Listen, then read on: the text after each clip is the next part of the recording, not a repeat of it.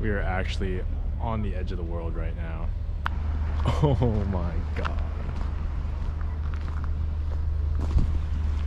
We're currently about 1,500 miles from Antarctica. The Milford Sound gets about 7 meters of rain per year, which is absolutely nuts. Some days they get an entire meter, where, you know, some places in the world don't even get a meter. The Milford Sound records its rain in meters, where most of the rest of the world records it in like inches or centimeters.